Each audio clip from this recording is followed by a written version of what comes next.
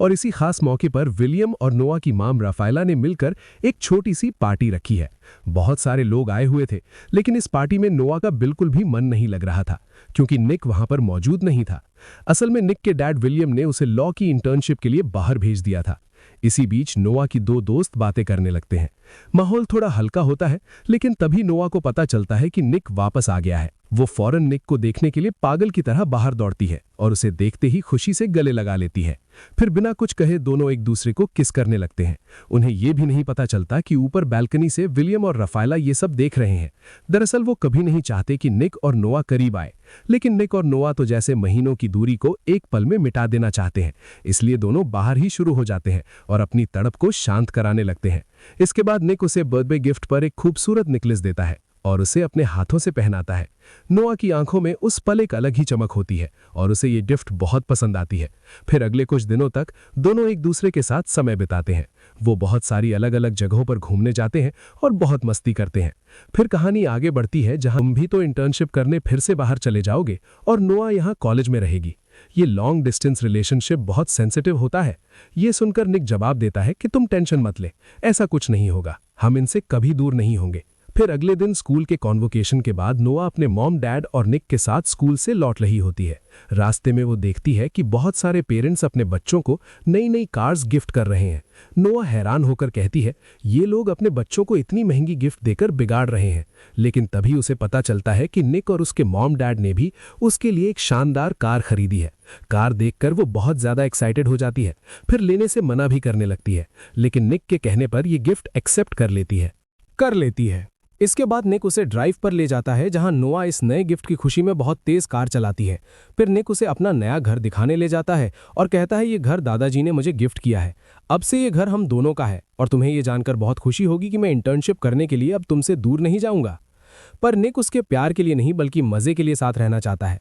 उसे गुस्सा आ जाता है और वो ये कहकर चली जाती है कि मैं 18 साल की हो चुकी हूं और लिव इन के बारे में नहीं सोच सकती।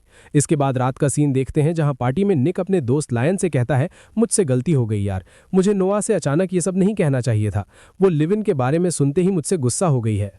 उधर नोआ भी अपनी फ्रेंड जेना से कहती है, मुझे लगा था निक मुझसे प्यार करता है, लेकिन अब उसकी हरकतें सिर्फ एक ही चीज की ओर इशारा कर रही हैं। इन लड़कियों के प्यार में पढ़ना बेवकूफ़ी से ज्यादा कुछ नहीं है। पर जेना उसे समझाती है कि देखो नोआ, मैं निक को बचपन से जानती हूँ, शायद वो तुम्हें खोने से डर रहा है और मुझे लगता है कि वो आज भी तुमसे उतना ही प्यार करता है। उसकी मॉम उसे छोटी सी कहानी सुनाती है जो हमें आगे पता चलेगी। दूसरी तरफ निक अपने डैड के ऑफिस में होता है, जहां उसके डैड ने उसकी इंटर्नशिप में हेल्प करने के लिए एक नई लड़की को हायर किया है, जिसका नाम सोफिया है। सोफिया आकर निक को अपना इंट्रोडक्शन देती है और कहती है, मुझे तुम्हारे बारे में सब पता है, तुम दिखते बहुत मासूम टाइप के हो, लेकिन तुम्हारी नजरें लड़कियों को तुरंत स्कैन कर लेती हैं, तो जब मैं जाऊं तो मेरे बम को मत घूरना, ये कहकर वो चली जाती है। इसके बाद हम नोआ और उसकी माम को देखते हैं, जहां नोआ की माम उसे निक के साथ एक तस्वीर दिखाती है और सीधा सवाल करती है कि तुम दोनों के बीच चल क्या रहा है, तुम्हें अंदाजा भी है कि ये तस्वीर अगर न्यूज में आ जाती तो क्या हो सकता था, तुम्हें ये सब छोड़ना पड़ेगा, नहीं तो लोग यही बोलने लग जाएंगे कि माँ बेटी पैसे के पीछे कितनी गिर चुकी हैं।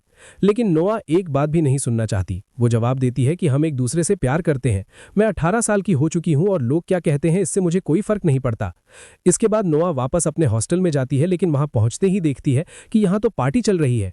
मगर क्लेयर नोआ को देखते ही सबको वहां से निकलने को कहती है और नोआ को लेकर रूम में जाती है।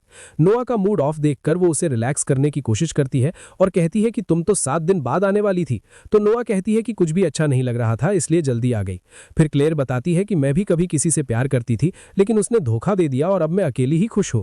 तभी वहां माइकल नाम का एक लड़का आता है जो अपनी जैकेट लेने आया था, तो क्लेयर नोआ को उससे मिलवाती है और कहती है कि ये हमारे सामने वाले फ्लैट में रहता है और बहुत ही अच्छा लड़का है। दूसरी तरफ विलियम राफाएला को कॉल करके कहता है, तुम्हारा आइडिया तो काम कर गया। ऑफिस में दोनों के बीच में अच्छी केमिस्ट्री नजर आ रही है। असल में नोआ और निक के बीच दूरी लाने के लिए सोफिया को नौकरी पर रखा गया था और ये सब नोआ की मॉम की प्लानिंग थी। इसके बारे में कुछ नहीं पता था। तो क्लेयर बताती है कि एक्सीडेंट के बाद तुम मुझे छोड़कर भाग आए थे, मैं प्रेग्नेंट थी और मेरा सब कुछ खत्म हो गया और इन सब के पीछे तुम्हारे परिवार का हाथ था, लेकिन तुमने एक बार भी मुझे ढूंढने की कोशिश नहीं की। इसके बाद क्लेयर किचन से होते हुए बाहर जाती है और अपने साथ निक की मॉम क्लॉडिया को पार्टी में लेकर आ जाती है। अब पार्टी में क्लॉडिया को देखकर सभी लोग हैरान हो जाते हैं। वो सभी से बात करती है और सच्चाई बताती है कि विलियम ने मुझे राफाएला के लिए तलाक दिया था, क्योंकि उन दोनों में पहले से ही अफेयर चल रहा था और मुझ पर उल्टा सीधा इल्जाम लगाकर निक को मुझसे दूर कर दिया गया। अब इन सब बातों से पार्टी का माहौल खराब ना हो इसलिए वो सब गार्डन में जाकर बात करने लगते हैं। वहां विलियम कहता है कि इस परिवार के सारे रास्ते तुम्हारे लिए बंद हो चुके हैं, अब तुम्हें क्या चाहिए? तो वो एक डीएनए रिपोर्ट दिखाकर बताती है कि मेरी बेटी मैगी भी विलियम की ही बेटी है, जो तलाक के बाद पैदा हुई थी।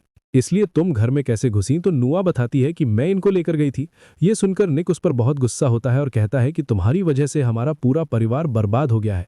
लेकिन नुआ उसे समझाने की कोशिश करती है कि मुझे लगा कि तुम्हारी मॉम वापस सब कुछ ठीक करना चाहती है। पर निक उसकी एक बात नहीं सुनता और गुस्से में जाने लगता है। तो नुआ उसे समझाने के लिए पीछे पीछे अंदर जाती है, लेकिन निक अंदर जाकर सोफिया को किस करने लगता है, जो देखकर नुआ बहुत ज्यादा दुखी हो जाती है और उसका दिल टूट जाता है। तभी नुआ के पास क्लेयर आती है और उसे सोफिया और निक के कुछ फोटोज दिखाती है। और यहाँ हमें भी पता चलता है कि उस दिन निक और सोफिया की जो तस्वीरें खींची गई थी उसके पीछे क्लेयर थी, और माइकल को भी उसी ने नुआ के करीब होने के लिए कहा था, क्योंकि वो निक से बदला लेना चाहती थी। ये तस्वीरें देखकर नुआ और भी ज्यादा दुखी होती है और वहां से चली जाती है।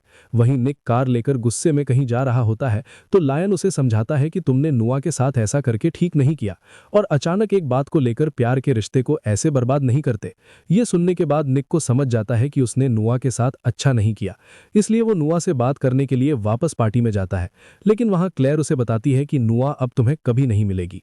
इसके बाद निक नुआ को ढूंढने के लिए उसके हॉस्टल की तरफ निकल पड़ता है। वहीं नुआ हॉस्टल में पहुंचकर माइकल के कमरे में जाती है और बहाना करती है कि उसके रूम की चाबी कहीं खो गई है। पर माइकल समझ जाता है कि नुआ और निक के बीच कुछ हुआ है। इसी दौरान निक बार बार नुआ को मैसेज कर रहा था, लेकिन नुआ को पता चलने से पहले माइकल उसका फोन ऑफ कर देता है। जिसके बाद निक पर गुस्सा करके जिद में आकर अब ये सब कुछ होने के बाद हम नुआ को देखते हैं जो बहुत दुखी थी। इसके बाद माइकल नुआ के लिए कॉफी बनाकर लाता है, लेकिन नुआ मना करके बाहर आ जाती है। बाहर पहले से ही निक हॉस्टल के सामने बारिश में बैठकर उसका इंतजार कर रहा था, लेकिन उसे देखकर भी वो कुछ नहीं कहती और उसके सामने से गुजरते हुए वहां से चली जाती है। ये सब देखकर निक भी समझ जाता है कि नुआ किस हालत में माइकल के रूम से बाहर आई है, यानी कि अब उनके बीच सब कुछ खत्म हो चुका है। जिसके बाद निक भी अपनी गाड़ी लेकर वहां से चला जाता है। अब कहानी के आखिर में हम देखते हैं कि नुआ अपने डैड के कब्र पर जाती है और दुखी होकर अपने डैड को हमेशा के लिए गुड बाय कहती है। लेकिन तभी उसे वहां कुछ लिखा हुआ नजर आता है, जो असल में निक ने लिखा था कि निक हमेशा नुआ के साथ रहेगा। इसे पढ़कर नुआ बहुत ही इमोशनल हो जाती है। अब यहाँ ऐसा लग रहा था कि उनके बीच सब कुछ खत्म हो गया है, लेकिन इस कहानी के अगले पार्ट में क्या होगा ये हमारे लिए एक सस्पेंस रह जाता है। और इसी सस्पेंस के साथ ये कहानी यहीं पर खत्म हो जाती है। तो दोस्तों, मैं उम्मीद करती हूँ कि ये कहानी आपको बेहद पसंद आई होगी, और अगर आप हमारे चैनल में पहली बार आए हैं तो वीडियो को लाइक करके चैनल को सब्सक्राइब कर लीजिए।